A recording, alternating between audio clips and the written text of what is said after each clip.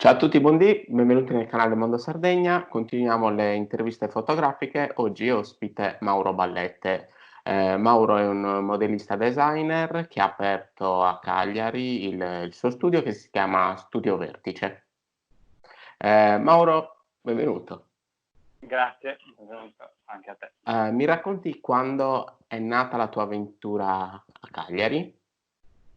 Allora, l'avventura a Cagliari diciamo che è nata poco più di un anno fa, perché è nata all'inizio del 2019, scusate.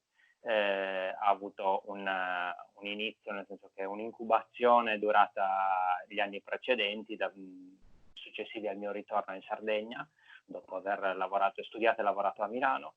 E poi ha avuto, diciamo, la sua espressione massima, sperando ovviamente in un'evoluzione futura, nel progetto appunto che prende il nome di Vertice o Studio Vertice, che è effettivamente un negozio o atelier, ovvero una via di mezzo tra un negozio di abbigliamento e un atelier, perché il mio lavoro consiste nel progettare una collezione di abbigliamento e renderla però disponibile come se fosse in un negozio, quindi con le relative taglie, la possibilità di provarlo senza appuntamenti o ordini precedenti. Ok, iniziamo a scorrere le varie foto che ti ho mandato. Sono entrato la prima volta in questo spazio, in questo locale, è stato un colpo di fulmine, nel senso che si è materializzata l'idea che mi ero fatto nei miei pensieri del se riuscirò a farlo, ecco, lo vorrei così. I pensieri sono stati poi resi completi dall'intervento di un architetto che è un architetto amico che si chiama Giovanni Curreli, che si è occupato dell'arredamento, insomma, dell'allestimento, anzi.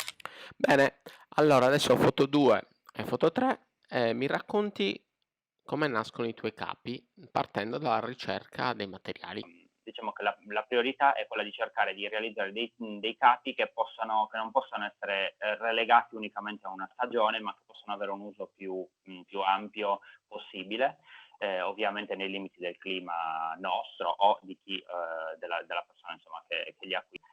Quindi diciamo che oltre che per la qualità stessa dei tessuti, che è comunque una delle priorità, i colori, che ovviamente sono paralleli alla progettazione della collezione, poi soprattutto anche la caratteristica del fatto di non rendere troppo estivo o troppo invernale una Un capo. collezione. Un capo, Ok. sì. Foto 3, Foto 3 è diciamo quello che rappresenta il fatto del piccolo valore in più rispetto a un capo prodotto in serie, nel senso che tutti i capi che realizzo io sono sempre, o meglio cerco sempre di raggiungere in contemporanea sia il design progettato da me che il comfort e l'ottima vestibilità. ok. Prima di passare alle foto delle collezioni, ti faccio una domanda relativa al periodo che stiamo vivendo in questo momento, quindi emergenza Covid.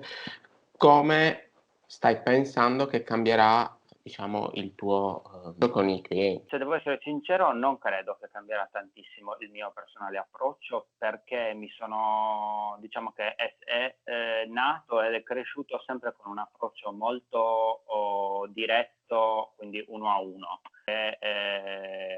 Potendo venire in negozio si può, se dobbiamo appunto parlare quindi di un'evoluzione da oggi in poi, si possono rispettare tutte le distanze di sicurezza e quindi tutte le varie precauzioni del caso,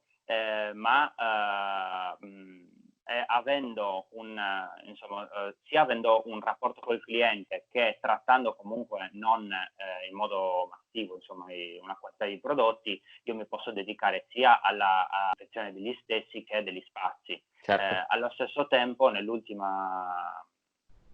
diciamo che mi sto spostando ad utilizzare dei tessuti che possano essere facilmente lavabili anche a temperature un pochettino più alte, quindi proprio per far fronte a un'igiene che dobbiamo necessariamente aumentare. Ok, perfetto. Allora, adesso per chiudere l'intervista, ti chiederò di commentare un'immagine che ho selezionato dal tuo account Instagram e mi racconti questo capo e questa collezione. Precisamente la prima immagine che riporta un completo color ruggine è diciamo una sorta di rielaborazione un po' più sportiva di un tailleur, quindi tenendo sempre come ispirazione la camicia, che è un capo che diciamo non posso ancora dire iconico, ma che prevale moltissimo sia nella realizzazione dei capi che nelle sue rifiniture e anche nelle sue forme.